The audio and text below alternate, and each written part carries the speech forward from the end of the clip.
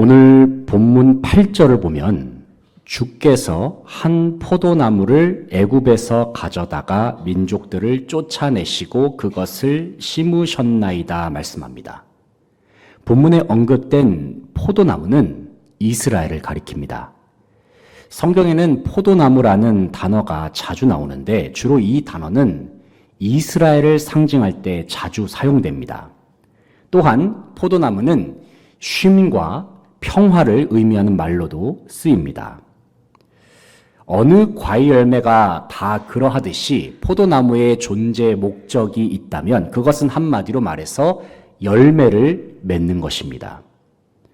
성경에서 포도 열매라는 말은 주로 풍요로움, 안식, 그리고 다산과 복을 의미하는 단어입니다. 바로 이러한 뜻을 생각할 때에 우리는 하나님께서 이스라엘을 포도나무처럼 여기시면서 그들을 자기 백성으로 삼으신 그 목적이 무엇인가를 생각해 볼 수 있습니다. 그 목적은 다름 아닌 이스라엘로 하여금 열매 맺는 삶, 풍성한 삶을 누리게 하시기 위해서입니다.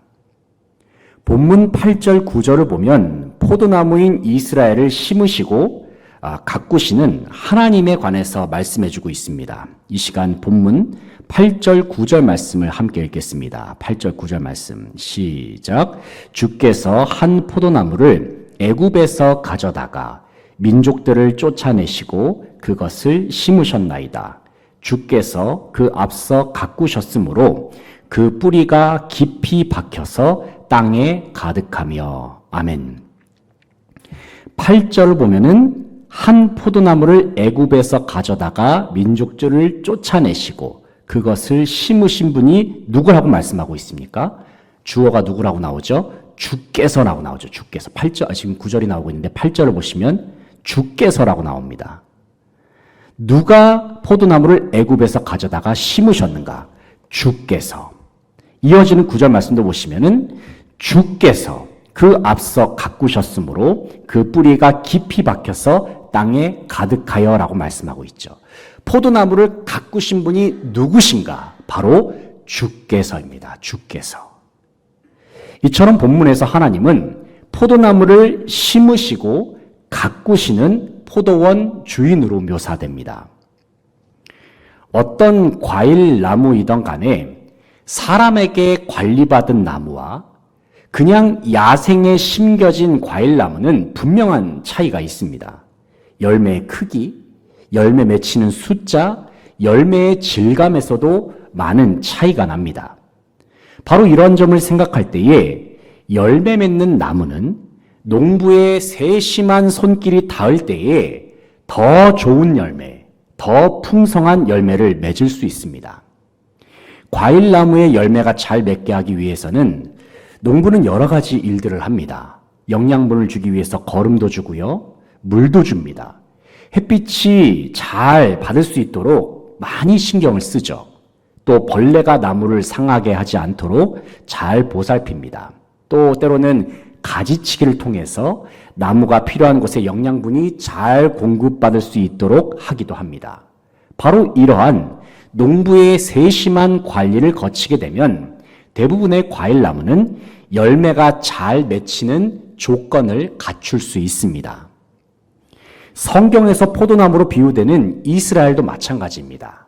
포도원의 주인 되시는 하나님의 손길이 닿고 하나님의 돌봄을 받는 이스라엘은 풍성한 삶을 누릴 수 있습니다. 하나님의 돌봄을 받는 이스라엘은 모든 삶이 잘 될 수밖에 없습니다. 망할래야 망할 수가 없죠. 왜냐하면 하나님의 오른손이 이스라엘을 감싸고 있기 때문입니다. 하지만 이스라엘은 지난 역사 속에서 자기들을 돌보셨고 관리해 주셨던 하나님의 손길을 거부했습니다. 오히려 그들은 하나님의 손길이 닿지 않는 곳까지 멀리 떠나버리고 말았습니다. 그 결과 그들은 마치 야생에서 자라는 들포도 나무와 같은 모습으로 변질되고 말았습니다. 이사야서 5장 2절로 4절까지의 말씀을 보면은 들포도와 같은 모습으로 전락해버린 이스라엘을 두고 하나님께서 이런 말씀을 하십니다. 제가 한번 읽어드리겠습니다. 땅을 파서 돌을 제하고 극상품 포도나무를 심었도다. 그 중에 망대를 세웠고 또 그 안에 술틀을 팠도다. 좋은 포도 맺기를 바랐더니 들포도를 맺었도다. 이사야서 5장 2절 말씀이에요. 또 3절 4절 이어서 읽어보겠습니다. 예루살렘 주민과 유다 사람들아 구하오니 이제 나와 내 포도원 사이에서 사리를 판단하라. 내가 내 포도원을 위하여 행한 것 외에 무엇을 더할 것이 있으랴. 내가 좋은 포도 맺기를 기다렸거늘 들포도를 맺음은 어찌 됨인고. 하나님께서 말씀하시거든요. 하나님께서 이스라엘을 포도나무로 여기시면서 그들을 극상품 포도나무로 이 땅에 심으셨는데 그들에게서 나온 열매는 다름 아닌 들포도였다. 하나님께서 말씀하십니다. 시간이 지난 다음에 이스라엘이 맺은 열매는 극상품 포도 열매가 아니라 들포도였다. 성경에서 들포도라는 것은 사람이 먹을 수 있는 수준의 열매를 말하는 것이 아닙니다. 여기서 들포도는 신맛이 나는 나쁜 포도라는 의미가 있고 또 다른 말로 하면 썩은 포도라는 의미가 있습니다. 그리고 들포도라는 단어의 원어적 의미에는 무가치한 것, 악취를 바라는 것이라는 의미도 있습니다. 그렇다면 포도나무인 이스라엘은 왜 들포도 열매를 맺을 수밖에 없었을까요? 왜냐하면 그들은 포도원 주인 되시는 하나님을 배반했기 때문입니다. 하나님을 배반하고 타락했을 뿐만이 아니라 주님으로부터 멀리 떠나버렸기 때문입니다. 우리는 오늘 본 말씀을 묵상하는 가운데 지난 역사 속에서의 이스라엘은 어떤 포도나무의 모습이었는가에 대해서 우리는 확인할 수가 있습니다. 이 자리에 함께한 저와 여러분도 본문에 기록된 이스라엘과 마찬가지로 하나님께서 관리하시는 포도나무와도 같은 존재들입니다. 왜냐하면 우리 모두는 예수 그리스도의 이름으로 말미암아 하나님의 백성, 영적인 이스라엘이 되었기 때문입니다. 이 시간 본문을 함께 살펴보면서 포도나무로서 살아가는 우리 모두가 이 세상 속에서 어떠한 믿음을 가지면서 살아야 하는가 함께 생각해 보기를 원합니다. 첫째는 주인의 돌봄을 받는 나무는 성장한다는 사실을 믿어야 합니다. 주인의 돌봄을 받는 나무는 반드시 성장합니다. 9절 말씀을 같이 한번 읽어보겠습니다. 9절 시작. 주께서 그 앞서 가꾸셨으므로 그 뿌리가 깊이 박혀서 땅에 가득하며. 아멘. 9절을 보면 주께서 그 앞서 가꾸셨으므로 그 뿌리가 깊이 박혀서 땅에 가득했다 말씀합니다. 이 말씀은 하나님께서 심으신 포도나무 이스라엘의 번성했던 모습을 묘사해 주고 있습니다. 포도원의 주인 되시는 하나님께서는 이스라엘을 포도나무로 심으셨습니다. 그리고 하나님은 이스라엘을 정성껏 가꾸시고 돌보아 주십니다. 그 결과 포도나무는 매우 건강한 모습으로 자라나기 시작합니다. 바로 이러한 모습을 가리켜서 본문 10절, 11절 말씀은 다음과 같이 묘사를 하고 있습니다. 10절, 11절 말씀 같이 읽어보겠습니다. 시작. 그 그늘이 산들을 가리고 그 가지는 하나님의 백향목 같으며 그 가지가 바닥까지 뻗고 넝쿨이 강까지 미쳤거늘. 아멘. 여기서 재밌는 표현이 나오는데 이 포도나무가 자랍니다. 그런데 그 포도나무가 자라는 그 모습이 마치 백향목 같다라고 말씀하고 있습니다. 그런데 사실 포도나무를 본 적이 있으신 분들은 다 그 모습을 알고 계시겠지만 포도나무는 사실 넝쿨과 나무죠. 넝쿨나무입니다. 덩쿨처럼 뻗어나가는 성질을 가지고 있기 때문에 백향목처럼 높이 자랄 수가 없습니다. 백향목은 오늘날로 말하면 레바논 삼나무라고 불리는 나무입니다. 이 나무는 높이가 한 40m까지 자란다고 합니다. 많이 자라면 40m까지도 자라는 나무이고 그 둘레 중에 가장 큰 나무의 굵기를 가지고 있는 나무의 경우에는 그 둘레를 쟀을 때 무려 10m가 넘게 그렇게 커지는 경우도 있다고 합니다. 이렇게 삥 둘렀을 때요. 그에 반해서 포도나무는 어떻습니까? 포도나무는 보통 한 1.5m 정도 자라고 일반적인 둘레는 대체적으로 약 10cm 정도 된다고 합니다.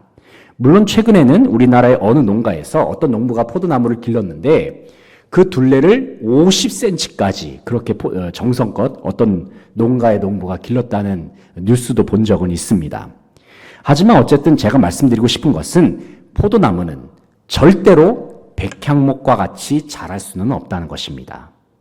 그런데 그런 포도나무에 하나님의 정성스러운 손길이 닿고 하나님의 세심한 돌봄이 함께하게 되면 그때부터 그 포도나무는 백향목처럼 자라게 된다 말씀하고 있습니다. 그 가지는 바다까지 뻗어나갑니다.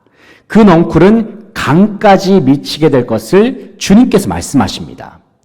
이처럼 하나님의 돌봄을 받는 포도나무는 놀라운 성장을 경험합니다.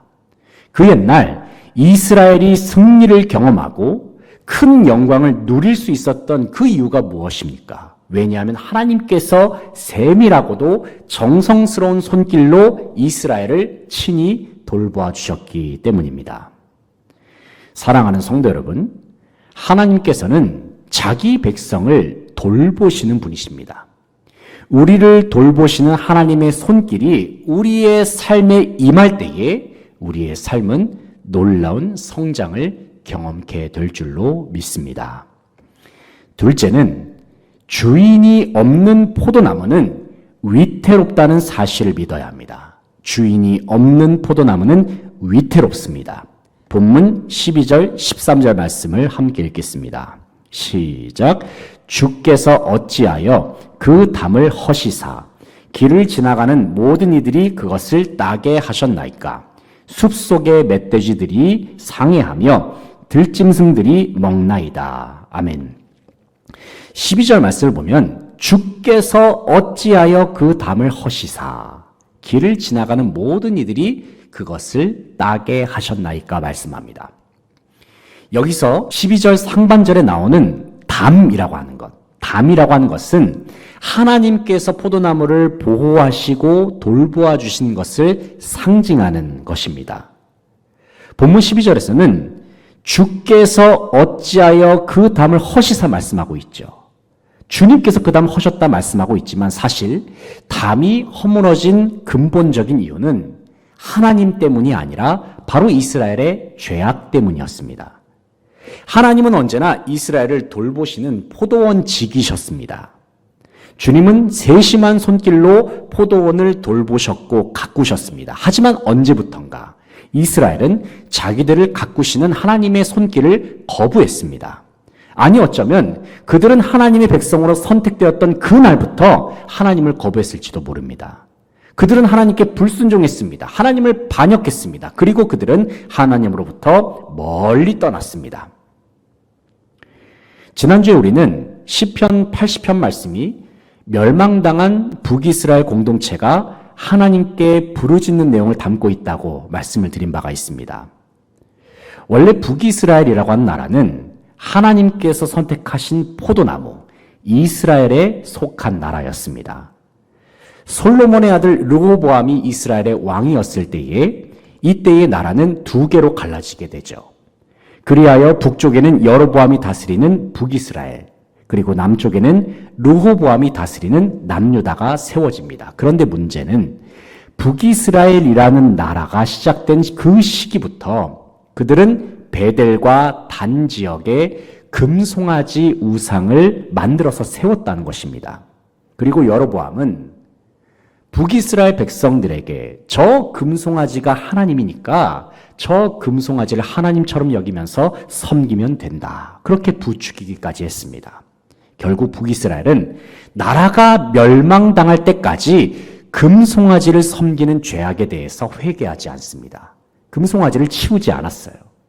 분명 하나님께서는 이스라엘에게 우상을 새기지 말고 그 어떤 형상도 만들지 말고 그것들에게 절하거나 섬기지도 말 것을 말씀하셨죠. 하지만 그들의 마음은 이미 우상들에게 깊이 빠져버리고 말았습니다. 원래 이스라엘은 마땅히 하나님만 의지해야 하는 존재였습니다. 하지만 그들이 의지했던 대상은 그들의 주인이셨던 하나님이 아니라 눈에만 보이는 금송아지 우상이었습니다. 그 외에도 여러 우상들이 있었죠. 하지만 그들이 의지했던 우상이 이스라엘에게 해줄 수 있는 것은 아무것도 없었습니다.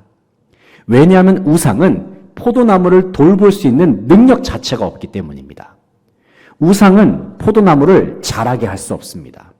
포도나무를 보호하지도 못합니다.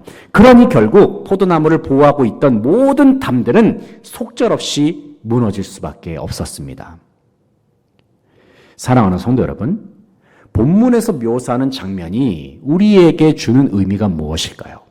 그것은 주인이 없는 포도나무는 이처럼 위태로울 수밖에 없다는 사실입니다.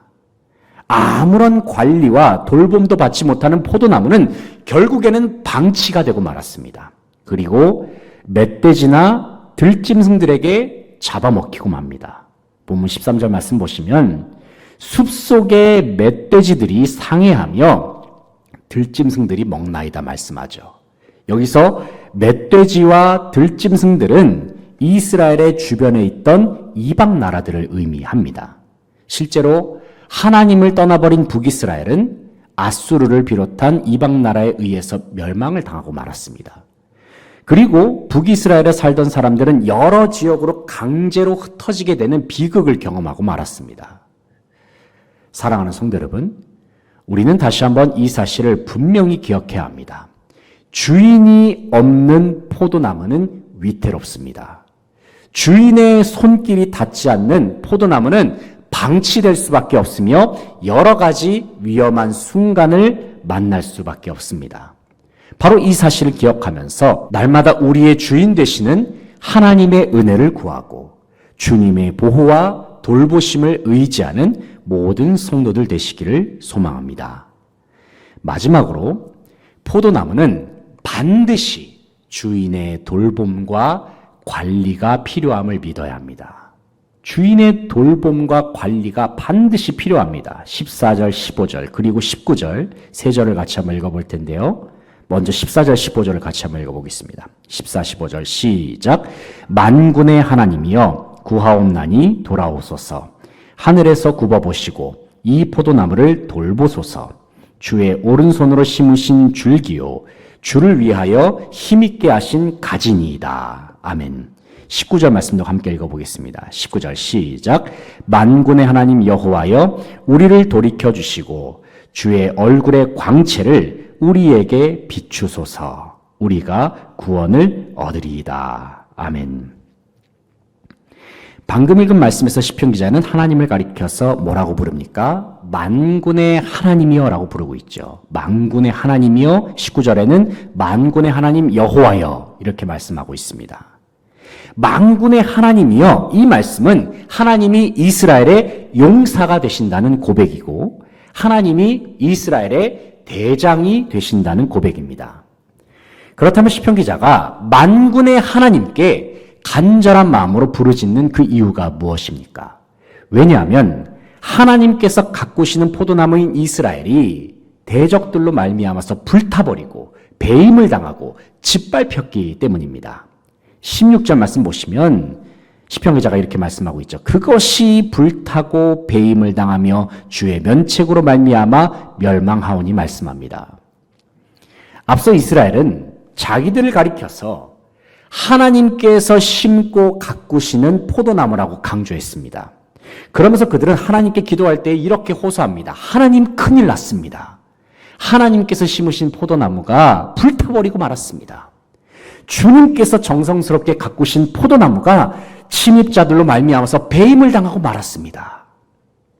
사실 이스라엘을 보호했던 담이 허물어진 것도 그들이 배임을 당한 것도 다 그들의 죄악 때문이었습니다.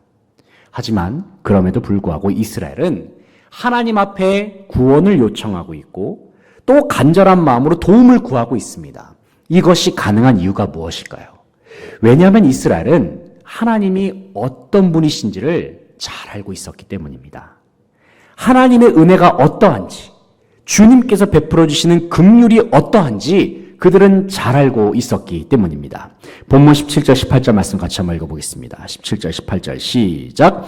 주의 오른쪽에 있는 자, 곧 주를 위하여 힘있게 하신 인자에게 주의 손을 얹으소서. 그리하시면 우리가 주에게서 물러가지 아니하오리니 우리를 소생하게 하소서. 우리가 주의 이름을 부르리이다. 아멘.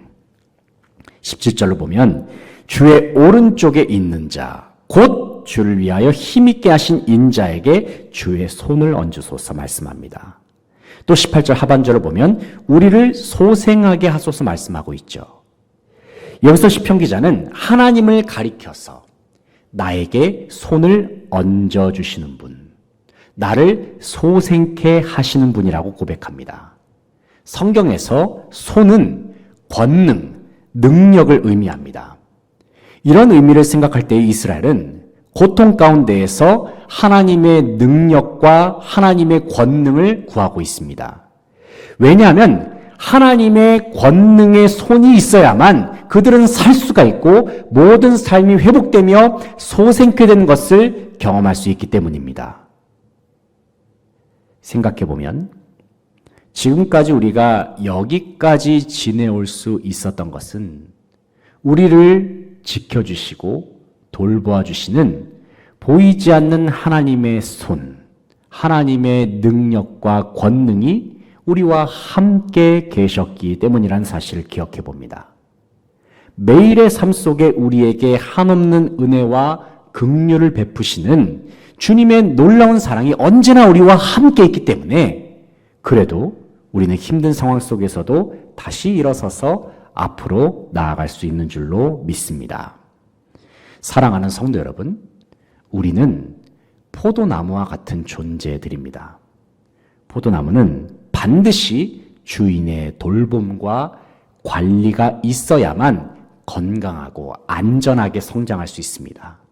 이 사실을 기억하면서 언제나 우리의 진정한 주인 되시는 하나님을 바라보고 의지하면서 살아갈 수 있는 저와 여러분 되시기를 소망합니다. 이제 말씀을 정리하겠습니다. 요한복음 15장 말씀을 보면은 예수님께서는 주님 자신을 가리켜서 포도나무라고 말씀하시고 주님께 속한 사람들 가리켜서 가지라고 말씀하십니다. 이 말씀은 성도의 삶은 반드시 예수님과 한 몸으로 연합하여서 주님으로부터 힘과 능력을 공급받아야 함을 가르쳐 줍니다. 이 말씀은 참으로 놀라운 말씀입니다. 왜냐하면 포도원을 가꾸시고 관리하시는 하나님께서 이제는 성도의 마음속에 찾아오셔서 그들과 하나로 연합하시겠다고 말씀하셨기 때문입니다.